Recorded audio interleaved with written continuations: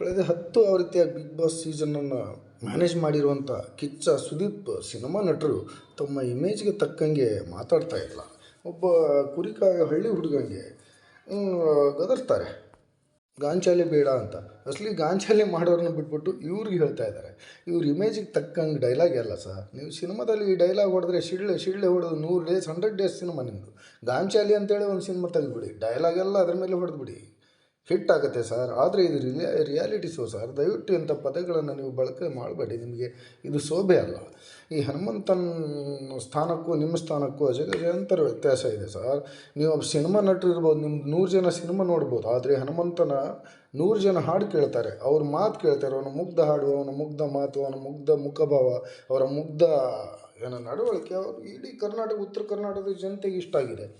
ಬರೀ ಉತ್ತರ ಕರ್ನಾಟಕದ 12 ಜಿಲ್ಲೆಯ ಜನ ಎಲ್ಲ, ಇಡೀ ಕರ್ನಾಟಕದ ಜನ ಅವನಿಗೆ ಆಶೀರ್ವಾದ ಮಾಡ್ತಾ ಇದ್ದಾರೆ. ಅದೇ ರೀತಿಯಿಂದ ಅವನು ಆಡ್ತಾ ಇದ್ದಾನೆ. ಅವ್ರನ್ನ ಯಾಕೆ ನೀವು ಹಿಂದೆ ಹಾಕೋ ಪ್ರಯತ್ನ ಮಾಡ್ತಿದ್ದೀರ? ದಯವಿಟ್ಟು ಬೇಡ. ಬೇರೆ ಯಾರನ್ನ ಮುಂದೆ ತರೋ ಪ್ರಯತ್ನ ಬೇಡ. ಅವರು ರಿಯಲ್ ಆಟದಿಂದ ಅವ್ರು ಮುಂದೆ ಬರಲಿ. ನೋಡಿ, ನೀವು ಹಿಂದೆ 10 ಆವೃತ್ತಿಗಳಲ್ಲಿ ಏನು ಆಡಿದಿರಲ್ಲ, ಏನಿತ್ತು ರೇಟು? ಕಳೆದ 10 ಬಿಗ್ ಬಾಸ್ನಲ್ಲಿ, ಕಳೆದ ಸೀಸನ್ನಲ್ಲಿ 2023ರಲ್ಲಿ 7.9 ಇತ್ತು ನಿಮ್ಮದು ಟಿ ವಿ ರೇಟಿಂಗ್. ಆದರೆ ಬಿಗ್ ಬಾಸ್ 11ನಲ್ಲಿ ಹನುಮಂತು ಎಂಟ್ರಿ ಆದಮೇಲೆ ಟಿ ವಿ ರೇಟು 7.9 TRP ಆಗಿದೆ. ಇದು ಯಾರಿಂದ ಸರ್? ಹನುಮಂತನಿಂದ. ಯಾಕಂದರೆ ಉತ್ತರ ಕರ್ನಾಟಕದ ಜನ ನೋಡ್ತಾ ಇದ್ದಾರೆ ಹನುಮಂತ ಇದ್ದಾನಂತೇಳಿ. TRP ರ್ಯಾಂಕಿಂಗ್ ಟಾಸ್ಕ್ನಲ್ಲಿ ನೀವು ಹೇಳ್ತೀರಾ, ಹನುಮಂತ ಟಾಪಲ್ಲಿದ್ದಾಗ ನೀವು ಹೇಳ್ತೀರಾ ನಾನೇ ಟಾಪು, ನನ್ನಿಂದನೇ TRP ಅಂತ ಹೇಳ್ತೀರಾ. ಹಾಗಾದರೆ ಬರೀ ಟಿ ವಿಯಲ್ಲೇ ಇಲ್ವಲ್ಲ, ನೀವು ಬರೀ ಬಿಗ್ ಬಾಸಿಗೆ ಯಾಕೆ ಬರ್ತೀರಾ? ಎಲ್ಲವನ್ನು ನೀವೇ ಮಾಡಿಬಿಡಿ. ಈ ಇಡೀ ಕಲರ್ಸ್ ಕನ್ನಡ TRP ಎಲ್ಲ ಫುಲ್ ಬಂದುಬಿಡ್ತಲ್ಲ, ಎಲ್ಲ ಟಿ ವಿಗಳು ಹೋಗ್ಬಿಡ್ತವೆ. ಏನು ಸರ್, ನೀವೆಲ್ಲ ಸ್ವಲ್ಪ ವಿಚಾರ ಮಾಡಿ ಮಾತಾಡಬೇಕು. ದಯವಿಟ್ಟು ನಾವು ನಿಮಗೆ ಸಲಹೆ ಕೊಡ್ತಾ ಇದ್ದೀವಿ, ನಿಮ್ಮನ್ನು ಏನು ಹೇಳಿಸ್ತಿಲ್ಲ, ಯಾವುದೇ ರೀತಿಯಿಂದ ನಿಮಗೆ ಇದು ಮಾಡ್ತಾಯಿಲ್ಲ.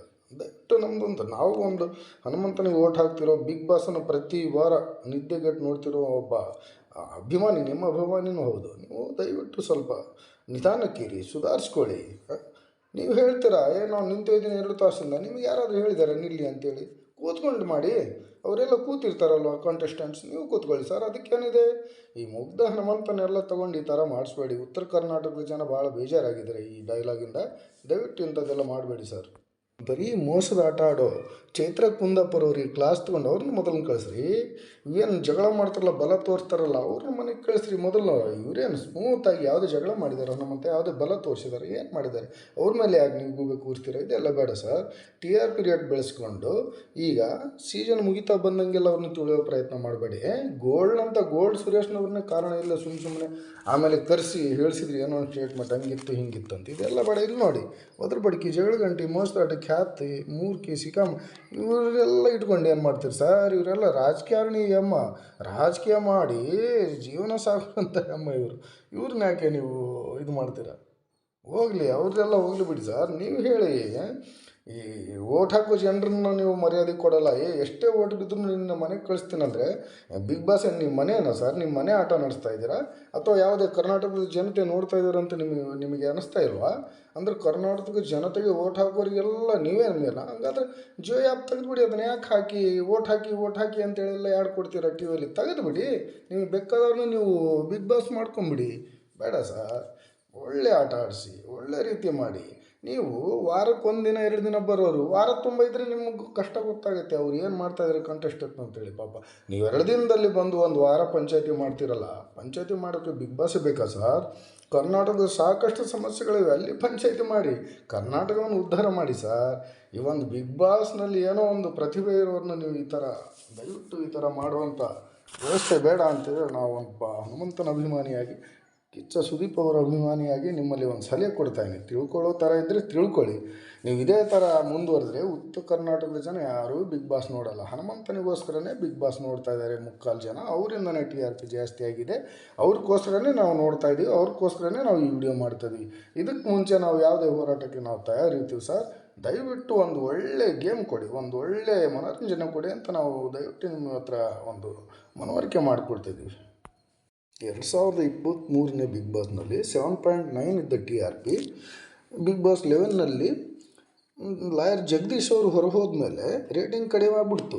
ಆವಾಗ ನೀವು ತಂದಿದ್ದೆ ಹನುಮಂತನನ್ನು. ಯಾಕಂದರೆ ಸರಿಗಮಪ ಖ್ಯಾತಿಯ ಹನುಮಂತು, DKD ಖ್ಯಾತಿಯ ಹನುಮಂತು, ಅದರಲ್ಲಿ ಉತ್ತರ ಕರ್ನಾಟಕದ ಪ್ರತಿಭೆ ಹನುಮಂತು ಉತ್ತರ ಕರ್ನಾಟಕದಲ್ಲಿ ನಮಗೆ ಓಟ್ಸ್ ಸಿಗುತ್ತೆ, ಟಿ ಆರ್ ಪಿ ಜಾಸ್ತಿ ಆಗುತ್ತೆ ಅಂತೇಳಿ ಪ್ಲ್ಯಾನ್ ಮಾಡೇ ನೀವು ಅವ್ರನ್ನ ವೈಲ್ಡ್ ಕಾರ್ಡ್ ಮುಖಾಂತರ ಕರೆಸ್ಕೊಂಡು ಈಗೆಲ್ಲ ಆಟ ಮುಗಿದ್ಮೇಲೆ ಹತ್ರ ಗೇಮ್ ಮುಗಿಯೋಕೆ ಬಂದಮೇಲೆ ಇದೆಲ್ಲ ತಂಟೆ ತೆಗಿತಾ ಇದ್ದಾರೆ. ಇದೆಲ್ಲ ಬೇಡ ಸರ್. ಇಷ್ಟನ್ನು ಯಾವ ಥರ ಮರ್ಯಾದೆ ಕೊಡ್ತಾಯಿದ್ರಿ ಅದೇ ಥರ ಮರ್ಯಾದೆ ಕೊಡಿ. ಅವ್ರು ಯಾವಾಗಲೂ ಯಾರಿಗೂ ಕೇವಲವಾಗಿ ಮಾತಾಡೋದು, ಎಲ್ರಿಗೂ ಮರ್ಯಾದೆ ಕೊಡ್ತಾರೆ, ಎಲ್ರಿಗೂ ಚೆನ್ನಾಗಿದ್ದಾರೆ. ನೀವು ಅವ್ರ ಜೊತೆ ಚೆನ್ನಾಗಿದ್ದಾರೆ, ಅವರು ಚೆನ್ನಾಗಿರ್ತಾರೆ. ಇವತ್ತು ಆಟ ಇವತ್ತಿರುತ್ತೆ, ನಾಳೆ ಹೋಗುತ್ತೆ ಸರ್. ಮನುಷ್ಯ ಸಾಯೋವರೆಗೆ ಇರಬೇಕಾಗುತ್ತೆ, ಅವ್ರ ವ್ಯಕ್ತಿತ್ವ ಇರುತ್ತೆ, ಅದನ್ನು ತಿಳ್ಕೊಳ್ಳಿ. ವೀಕ್ಷಕರೇ, ನನಗೆ ಅನಿಸೋದನ್ನು ನಾನು ಇದರಲ್ಲಿ ಹೇಳಿದ್ದೀನಿ. ನಿಮಗೆ ಏನು ಅನಿಸುತ್ತೆ ಅದನ್ನು ನಮಗೆ ಲೈಕ್ ಮಾಡಿ ಕಾಮೆಂಟ್ನಲ್ಲಿ ತಿಳಿಸಿದರೆ ನಾವು ಅದ್ರ ಬಗ್ಗೆ ಇನ್ನೂ ಉತ್ತರ ಕೊಡ್ತೀವಿ. ಮುಖ್ಯ ವಿಷಯ ಏನಪ್ಪ ಅಂದರೆ, ಒಂದು ಟಾಸ್ಕಲ್ಲಿ ಹನುಮಂತು ಅವರು ಉಸ್ತುವಾರಿ ಮಾಡಿದರು, ಚೈತ್ರ ಕುಂದಾಪುರ ಅವರು ಒಂದು ತಂಡದ ಉಸ್ತುವಾರಿ ಮಾಡಿದರು. ಇಬ್ಬರು ಬೇರೆ ಬೇರೆ ತಂಡದ ಉಸ್ತುವಾರಿ ಮಾಡಿದರು. ಚೈತ್ರ ಕುಂದಾಪುರ ಅವ್ರ ತಂಡ ಆಡ್ತಿರ್ಬೇಕಾದ್ರೆ ಚೈತ್ರ ಕುಂದಾಪುರ ಹನುಮಂತ ಅವ್ರ ತಂಡದ ಮೇಲೆ ಸುಳ್ಳು ಫಾಲ್ ಕೊಡ್ತಾಯಿದ್ರು. ಅವ್ರು ಕರೆಕ್ಟಾಗಿ ಆಡ್ತಾಯಿದ್ರು, 20 ಸೆಕೆಂಡ್ ತಡೆ ಹಿಡಿತಾಯಿದ್ರು ಆಟ. ಈ ಮೋಸದ ಆಟಕ್ಕೆ ಹನುಮಂತ ಒಪ್ಪಲಿಲ್ಲ. ಕರೆಕ್ಟಾಗಿ ಆಡಿದ್ರು ನೀವು ಈ ಥರ ಮಾಡ್ತಾಯಿದ್ದೀರಿ ಅಂತೇಳಿ ಹನುಮಂತನ ತಂಡದವ್ರು ಎಲ್ಲರೂ ಆಯಮ್ಮಗೆ ಅಬ್ಜೆಕ್ಷನ್ ಮಾಡಿದ್ರು. ಆಯಮ್ಮ ಕೇಳಲಿಲ್ಲ, ಬಾಯಿ ಬಿಡಿಕೆ ಆಯಮ್ಮ ಮಾತಾಡಿದೆ ಹೋದರೆ ಆಯಮ್ಮ ತಲೆನೇ ತಿರುಗಿ ಹೋಗಿದೆ. ಹಂಗಾಗಿ ಆಯಮ್ಮ ಮೋಸದ ಆಟ ಆಡಿದ ಟಾಸ್ ಮುಗಿದ ಟೈಮಲ್ಲಿ ರಿಸಲ್ಟ್ ಅನೌನ್ಸ್ ಮಾಡಬೇಕಾಯಿತು. ಅದಕ್ಕೆ ಎರಡೂ ತಂಡದ ಉಸ್ತುವಾರಿಗಳ ಒಪ್ಪಿಗೆ ಬೇಕು. ಅವರು ಅನೌನ್ಸ್ ಮಾಡಬೇಕು, ಇವರು ಅನೌನ್ಸ್ ಮಾಡಬೇಕು.